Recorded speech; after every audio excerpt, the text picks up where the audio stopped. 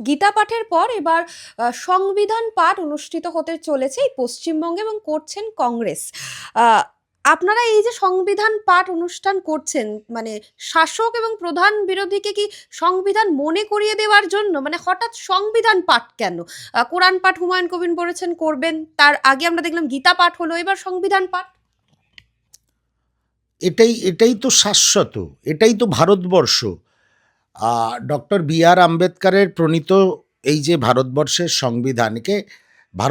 সংবিধানকে বলা হয় বিশ্বের অন্যতম শ্রেষ্ঠ সংবিধান, যার মধ্যে একাত্মবোধ, বহুত্ববাদ, সেকুলারিজম, ধর্মনিরপেক্ষতা, বেঁচে থাকার অধিকার, খোলা আকাশের নিচে নিঃশ্বাস নেওয়ার অধিকার, সংবাদ মাধ্যমের স্বাধীনতা, এরম সংবিধান আপনারা কোথায় পাবেন? কিন্তু কি করছে বিজেপি? হাওয়া দিচ্ছে, তৃণমূল তাতে রুটি সেঁকছে। বিজেপি বলছে গীতা পাঠ করো, হিন্দুত্ব জাগাও। মমতা বন্দ্যোপাধ্যায় পাল্টা হিন্দুত্বের জিগির তুলে চণ্ডীপাঠ করাচ্ছেন। ওদিকে হুমায়ুন কবির বলছে কোরআন পাঠ করো। একটা সম্মিলিতভাবে প্ল্যান্ড ওয়েতে বিজেপির এজেন্টের মতন কাজ করে মমতা বন্দ্যোপাধ্যায়, হুমায়ুন কবিররা হিন্দু ভোট একদিকে কনসলিডেট করে মাইনরিটি ভোটকে নিয়ে 2026-এর বৈতরণী পার হওয়ার চেষ্টা করছেন।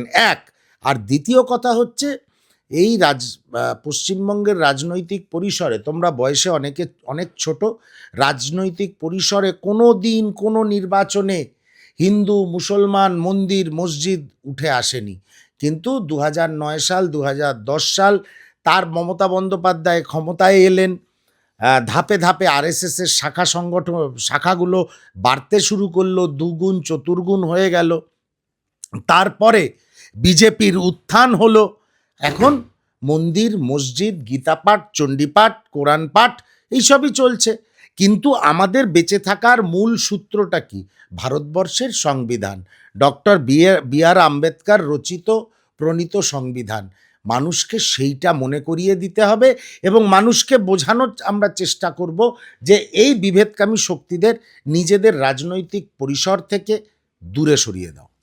এইবারে যা বুঝতে পারছি, হুমায়ুন কবির এই যে সংখ্যালঘু ভোট, এই যে মুখ্যমন্ত্রী মমতা বন্দ্যোপাধ্যায়ের বিপরীতে চলে যাচ্ছে সংখ্যালঘু ভোট, তাতে মানে অচিরেই বিরোধীদের কি লাভ হতে চলেছে?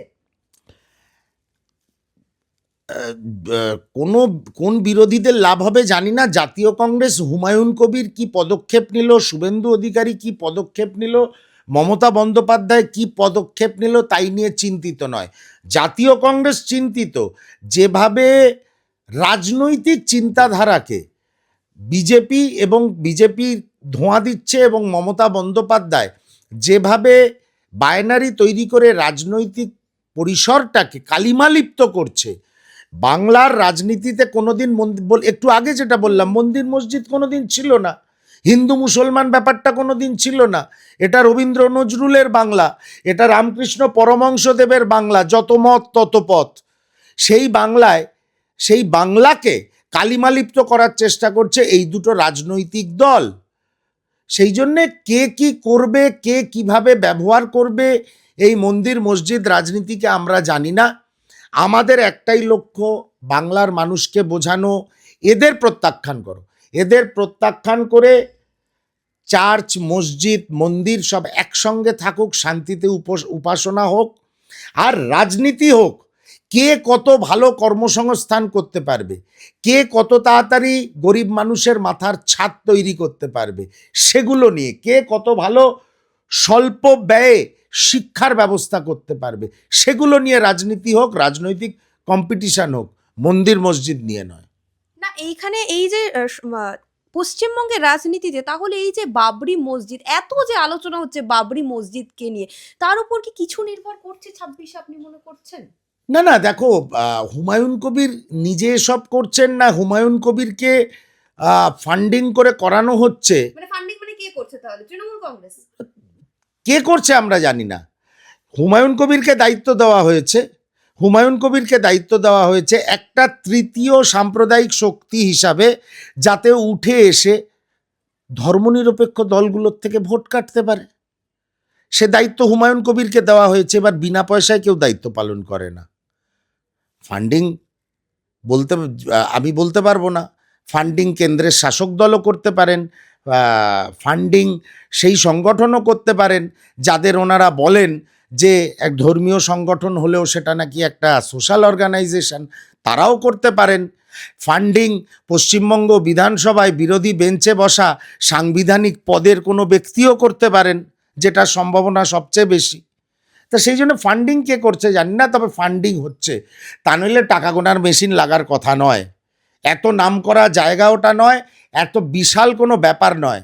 ওটা কিন্তু আজমির শরীফ হচ্ছে না, কোনো উপাসনার জায়গাই ছোট নয়। আজমির শরীফ থেকে যে মসজিদটা তৈরি হবে সেটা কোনোভাবে ছোট নয়, কিন্তু প্রতিটি জায়গা, যেমন আমার পাড়াতে একটা মহাদেবের মন্দির আর তিরুপতির মন্দির, দুটোর তো একটা তফাৎ তো থাকে। তা সেরকম তফাৎ তো রয়েছে, কিন্তু টাকার বহর দেখে আমার মনে হচ্ছে ডাল মে কুছ কালা হ্যায়।